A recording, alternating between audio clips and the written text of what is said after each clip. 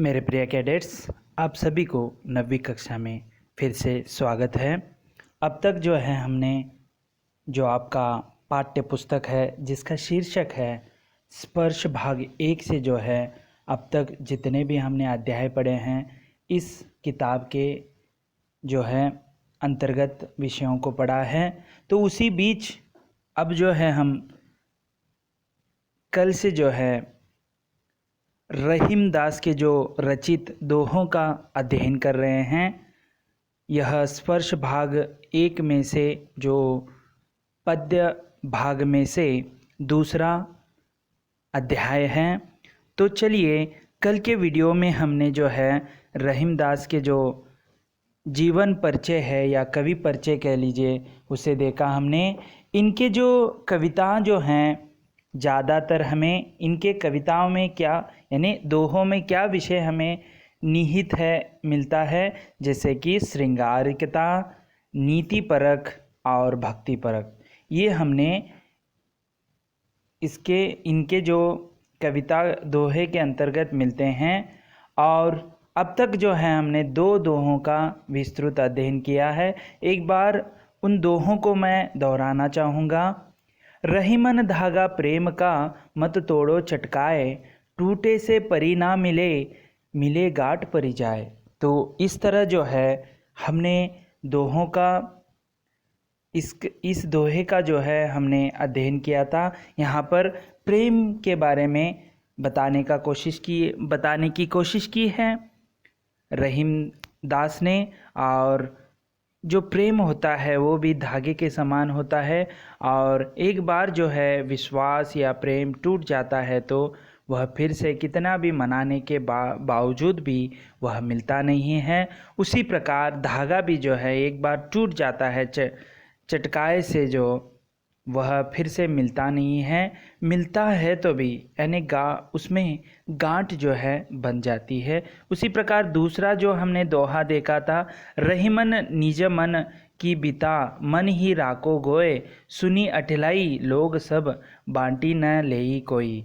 इसका अर्थ यही है कि रहीम दास आपको यहाँ पर एक सीख दे रहे हैं कि आपकी जो दुख दर्द है किसी अन्य व्यक्ति के जो उनको बताना नहीं है, उससे जो है वह कोई दुख दर्द को बांट नहीं लेते हैं। उसके बजाय वह आपके पीठ पीछे जो है हंसी मजाक करने लगते हैं। इसीलिए जितना आपको कभी भी जो है दुख या दर्द होता है तो उन बातों को दूसरे व्यक्ति के सम्मुख नहीं बताना है।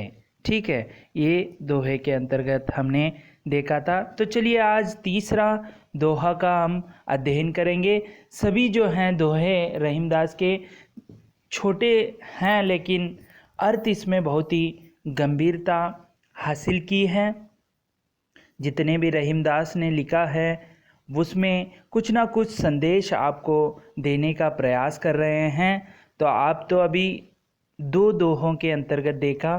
तो चलिए तीसरा दोहा है, रहीमन ऐके सादे सब सदे, सब सादे सब जाए, रहीमन मूल ही सिंचो बो, फूलई फलई अगाए। तो पहले तो हम इसके जो शब्दार्थ हैं उसे देखेंगे। तो देखिए, एक है यानी एक है। साधे का अर्थ होता है साधने पर यानी साधन करने पर, अचीवमेंट करने पर। सदै यानी सद जाना यानी अचीवमेंट होना उसके एक साधना के ऊपर, और यानी प्राप्त हो जाना। साधे का अर्थ होता है प्राप्त हो जाना। ठीक है, तो सब सादे यानी वही प्राप्त हो जाता है। सब जा यानी हो जाता है। ठीक है, जा यानी चले जाते हैं, नष्ट हो जाते हैं। यानी सब जो है कोई भी कष्ट है वो क्या हो जाता है, नष्ट हो जाता है। रहीमन मूल ही सिंचोबे, यहाँ पर एक उन्होंने उदाहरण भी दिया है। यहाँ पर रहीमन जो है रहीम दास का नाम है। मूल ही यानी मूल, जड़ को। मूल जो होता है या किसी पौधे का जो है जो जड़ों के जरिए वह जो है उनमें आहार या पानी का जो है संचलन कराते हैं, तो उसी ही मूल ही कहते हैं जड़ को सिंचोबे, सिंचोबा यानी सिंचन करना, पानी को खींच लेना, ठीक है, चूस लेना, सिंचोबे कहते हैं उसे। फूलय फलय अगाय, फूलय यानी यहाँ पर फूलों से, फलय यानी फलों, फलों से, ठीक है। अघाय यानी तृप्त हो जाते हैं। एक तो एक साधना की ओर हमें आकृष्ट रहने से सभी जो है प्राप्त हो जाती है।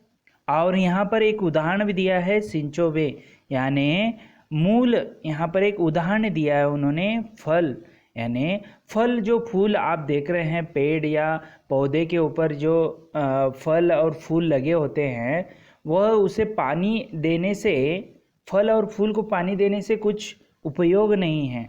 हमें मूल जो जड़ है वहाँ पानी का अंश वह चूस कर जो है ऊपर के फल फूलों को अच्छी तरह से सजा कर रखता है। यानी यहाँ हमें ध्यान देने वाली बात यही है कि मूल जो है, वही जो है जड़ जो है, उसे हम पानी पिलाएंगे तो अपने आप जो है फल और फूल फूल जाएंगे। तो एक हमें अच्छी तरह से जो है जो विषय मुख्य है उसे हम आकृष्ट करते हैं, उसकी ओर ध्यान देते हैं, तो हमें ज़रूर जो है सफलता, पूरी तरह की सफलता मिलती है। तो चलिए इस दोहे का हम विस्तृत अध्ययन करेंगे। तो देखिए यहाँ पर रहीमदास यही कहना चाहते हैं कि एक मुख्य कार्य की सिद्धि से, एक मुख्य कार्य की सिद्धि से जो है अन्य सभी कार्य की सिद्धि होने का जो महत्व यहाँ पर दिलाया गया है। दूसरे शब्दों में कवि ने प्रभु की भक्ति करके संसार के सभी सुख पा लेने की शिक्षा दी है। यहाँ पर देखिए एक हम क्या सिद्धि कर लेते हैं तो एक कार्य के प्रति, तो हमें सभी जो है कार्यों की सिद्धि जो है हो जाती है। यानी यहाँ पर हमें क्या बता रहे हैं कि भक्ति करनी है। तो एक बार हमने जो है भक्ति में तल्लीन होकर जो है प्रसन्नता, भगवान से प्रसन्नता हासिल करेंगे तो हमें उसके द्वारा सब कुछ मिल जाएगा। तो हमें तीर जो है एक ही ओर मारना है और सही पर मारना है, यही इस दोहे का अर्थ है। कवि कहते हैं कि एक मुख्य कार्य को सिद्ध करने पर सभी अन्य कार्य स्वतः सिद्ध हो जाते हैं। एक मुख्य कार्य करने से जो है हमें सभी जो है, यहाँ पर जो रहीमदास हैं वह किसका उदाहरण लिया होगा? जैसे देखिए एक कार्य, कौन सा कार्य है? एक परमात्मा को पा लेने से अन्य सभी सांसारिक सुख स्वयं ही मिल जाते हैं। तो यहाँ पर कवि यही कहना चाहते हैं कि परमात्मा को जो है आप प्रसन्न कीजिए। तो देखिए आपको बहुत ही जो है कष्ट मिलता है या कोई दुख भरी घटना आपके जीवन में घटती है तो आप भगवान का नाम लेते हैं। कई आर्थिक तंगी हो तभी आप भगवान का नाम लेते हैं। इसीलिए वो कहते हैं कि नाना प्रकार के समस्या के समय आप भगवान का, उस समय या संदर्भ में आप भगवान को याद करते हैं। लेकिन यहाँ पर रहीमदास कह रहे हैं कि आप सीधा जो है परमात्मा को प्रसन्नता हासिल कर लीजिए, उसे पा लीजिए, तो संसारिक जितने भी सुख हैं आपको मिल जाएंगे। परंतु चारों ओर ध्यान भटकाने पर किसी भी लक्ष्य तक नहीं पहुंचा जा सकता है। इसीलिए कहते हैं कि वो यहाँ पर आपको नैतिकता भी बता रहे हैं कि यहाँ पर आप ध्यान देते समय ध्यान को नहीं भटकाना है, एक ही ओर आप सिद्धि की ओर ही, कार्य सिद्धि की ओर ही बढ़ना है, अन्य किसी भटकावे में नहीं आना है। इसके लिए कवि एक उदाहरण देते हैं कि इसे उदाहरण देकर स्पष्ट किया है। जैसे कि वृक्ष के जड़े को सींचने से उसका संपूर्ण भाग तृप्त हो जाता है। सींचना यानी चूसना, ठीक है, पानी को वह सिंचन करता है। उसी प्रकार अन्य मुख्य कार्य की सिद्धि अन्य सभी सिद्धियों को द्वार जो है खोल देती है। तो आपको यहाँ पर समझ में आया होगा कि यहाँ पर एक पेड़ है, उसे आप जो है वह जो मूल रूप से वो जो है ज़मीन से जो है वहाँ का पानी का अंश जो है वह लेकर जो है फल फूलों को वह ताज़ा रखता है। यानी यहाँ पर सिद्धि क्या है, जो है मेन जो है जड़ है।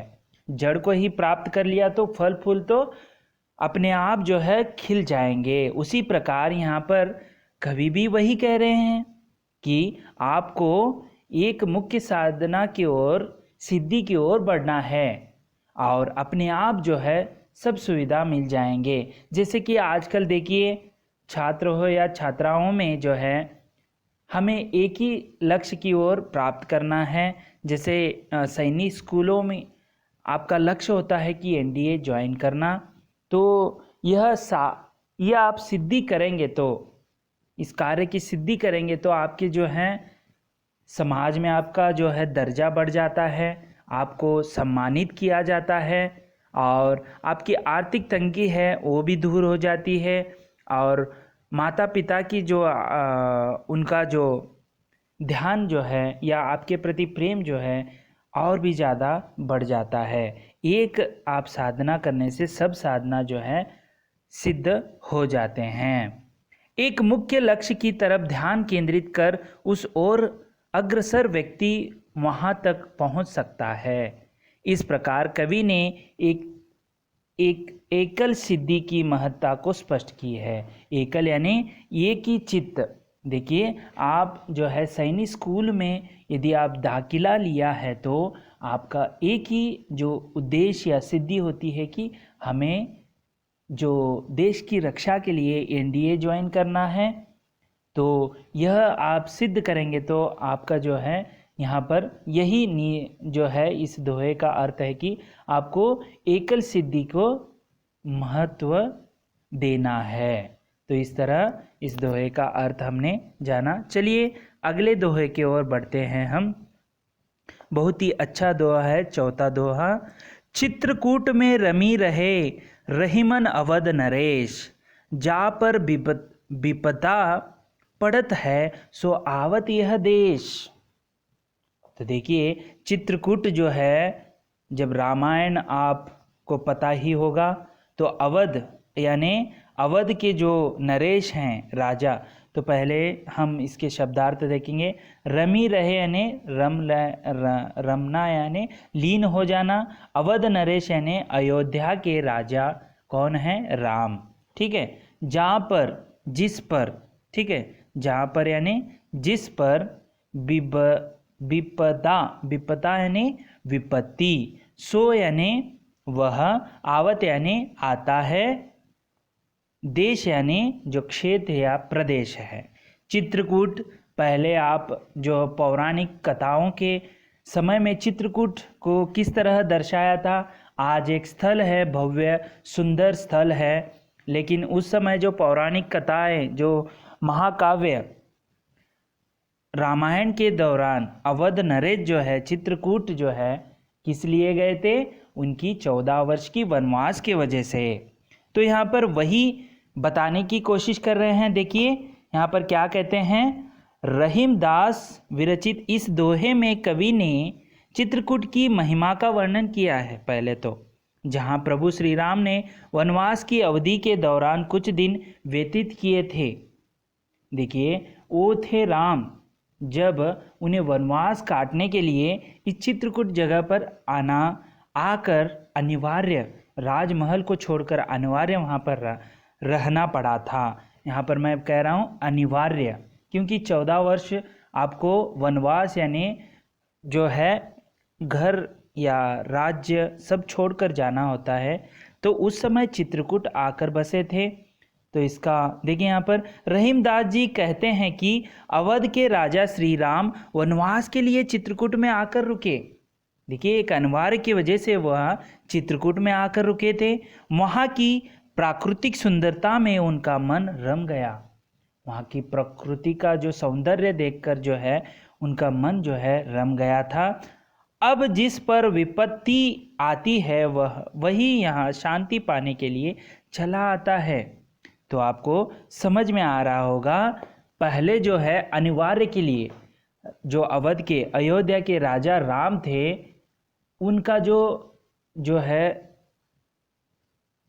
महाराजा बनना था, वहाँ की सुख सुविधा को प्राप्त करनी थी, उस समय जो है उनको वनवास, 14 साल का वनवास जो है उन्हें जाना पड़ा। तो उस समय जो है वह अपने राज पोशाक छोड़कर, सब सुख सुविधा छोड़कर जो है चित्रकूट जाकर पहुंचे थे। वह एक अनिवार्य था। लेकिन आज के लोग जो है इस दुख का निवारक स्थान पर आकर सारे दुख मिट जाते हैं। कवि यह भाव स्पष्ट करना चाहते हैं कि विपत्ति आने पर व्यक्ति चित्रकूट में श्री राम की भांति शांति प्राप्त करने चले आते हैं। यहाँ की प्राकृतिक सुंदरता उनके मन को असीम, यानी जिसकी सीमा नहीं, शांत प्रदान करती है। तो पहले तो अनिवार्य के लिए गए थे, आज के लोग जो हैं वहाँ पर एक प्रेक्षणीय स्थल की तरह, कोई भी बहुत ही संसार में जो है दुखी होता है, बहुत ही उसे मानसिक तनाव होता है, तो ऐसे समय ऐसे लोग जो हैं वो चित्रकूट देखने के लिए आते हैं और उनका जो मन में जो मानसिक तनाव था वह दूर होता है। एक तो राम जो हैं अयोध्या के राजा, वह अनिवार्य के लिए वहाँ पर पहुँचे थे। आज के लोग जो हैं वहाँ पर अपना मानसिक तनाव हो, एक दुख दर्द को मिटाने के लिए, एक नया माहौल देखने के लिए वहाँ पर लोग जमते हैं। तो इसका आपको अर्थ समझ में आया होगा। एक तो चित्रकूट जो है अयोध्या के राजा राम अनिवार्य के लिए, वनवास काटने के लिए वह चित्रकूट पहुँचे थे, उनका वहाँ पर मन रम गया। और आज के जो लोग हैं वह किस लिए आते हैं? जो अपने दुख और अपने मानसिक तनाव को दूर करने के लिए एक मनोरंजन स्थल की तरह वहाँ पर देखने के लिए आते हैं। तो इस तरह आज हमने रहीमदास के दो दोहों पर, यानी तीसरा और चौथा दोहों का अध्ययन किया। तीसरा जो दोहा था वो था एक अक्षर, यानी एक सिद्धि, कार्य की सिद्धि करने से आपको सभी जो है कार्यों की सिद्धि मिलती है, ये आपको ध्यान में रखना है। और चौथा था चित्रकूट में रमी रही, यानी जो एक जो है राजा, अयोध्या के राजा राम, नरेश यानी राम जो हैं चित्रकूट अनिवार्य, यानी उन्हें वनवास काटना था तो वहाँ पर पहुँचे थे। आज के जो जन हैं या लोग कह लीजिए, वहाँ पर मानसिक तनाव या मनोरंजन के लिए, वहाँ पर उस तनाव को मिटाने के लिए आते हैं। इस तरह आपको सीख भी दिए हैं यहाँ पर, और किस तरह जो है साधना की सिद्धि की जाती है उसका भी आपको पाठकों को इस दोहे के अंतर्गत समझ में आया होगा। अगले वीडियो में हम जो है अगले दोहों का अध्ययन करेंगे, विस्तृत अध्ययन। तब तक के लिए धन्यवाद।